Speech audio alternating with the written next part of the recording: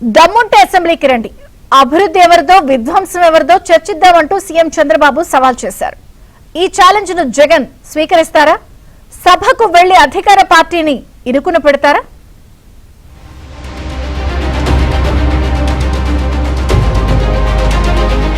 ప్రజా సమస్యల్ని ఎత్తి చూపడంతో పాటు వాటికి పరిష్కారం చూపించడంలో అసెంబ్లీ సమావేశాలు కీలక పాత్ర పోషిస్తాయి. శాసనసభ వేదికగా తమ నియోజకవర్గాల్లో ఇబ్బందుల్ని ప్రస్తావించి అధికార పక్షాన్ని ఇరుకున పెట్టి మైలేజ్ సాధించే అవకాశం ప్రతిపక్షాలకే ఎక్కువ ఉంటుంది. కానీ జగన్ నేతృత్వంలోని వైసీపీ దీనికి పూర్తి భిన్నంగా వ్యవహరిస్తోంది.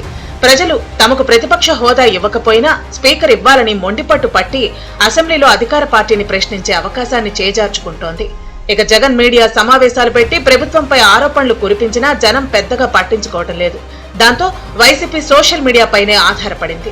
సామాజిక మాధ్యమాల్లో వైసీపీ దుష్ప్రచారం హద్దులు దాటడంతో సీఎం చంద్రబాబు ఆగ్రహం వ్యక్తం చేశారు. ఫేక్ మీడియాతో ప్రచారాలు బానేసి దమ్ముంటే అసెంబ్లీకి వచ్చి మాట్లాడాలని వైసీపీకి సవాల్ చేశారు. అంతేకాదు, ప్రభుత్వంపై తప్పుడు పోస్టులు పెట్టి దుష్ప్రచారం చేసే వారిపై చట్టాన్ని తీసుకొస్తామని హోంమంత్రి ఇప్పటికే ప్రకటించారు. మొన్నన్నారు సిద్ధం సిద్ధం అని ఎగిరిపడ్డారు.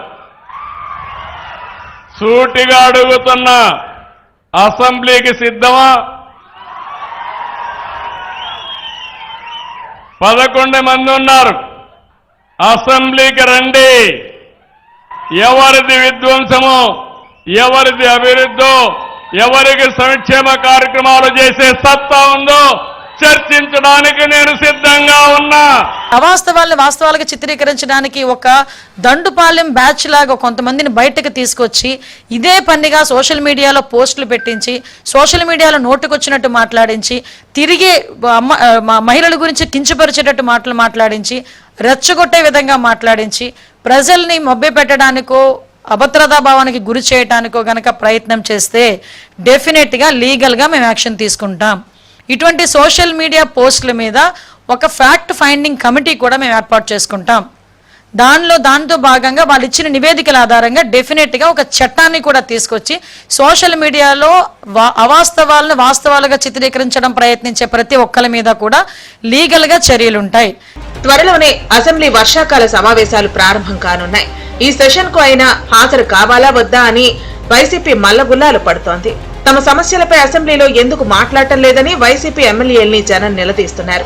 ఈ క్రమంలో జగన్ ఈసారి అసెంబ్లీకి వెళ్లే యోచన చేస్తున్నట్టు లీకులిచ్చారు. అయితే వైసీపీకి చెందిన 11 మంది ఎమ్మెల్యేలు అసెంబ్లీకి వస్తే సూపర్ 6 పథకాలు, రాష్ట్రానికి వచ్చిన పెట్టుబడులు, పులివెందుల జడ్పీటీసీ ఉప ఎన్నికతో పాటు వివేక హత్య, కోడికత్తి దాడి, గులకరాయి డ్రామా సహా అన్ని అంశాలపై చర్చకు సిద్ధమని సీఎం చంద్రబాబు ఛాలెంజ్ విసిరారు.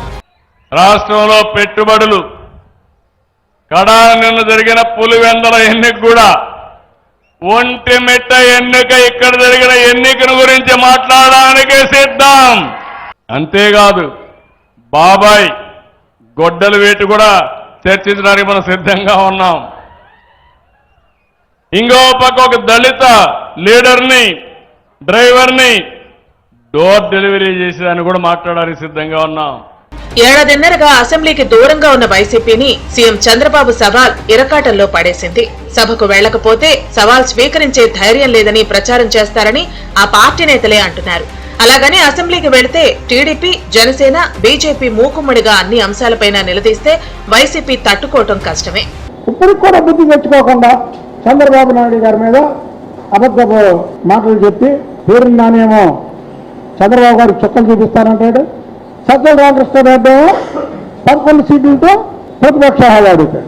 రేపు ముఖ్యమంత్రి కూడా అడుగుతాడు 11 సీట్లు అంటే ముఖ్యమంత్రి ఎందుకు చేయకూడదు. ఇంత ముందు ముఖ్యమంత్రి చేశాడుగా జగన్మోహన్ రెడ్డి తండ్రి వైఎస్ రాజశేఖర రెడ్డి ముఖ్యమంత్రిగా చేశాడు కదా, ఎందుకు చేయకూడదు అంటే ఇవన్నీ పిచ్చి మాటలని ప్రజలు గమనిస్తున్నారు.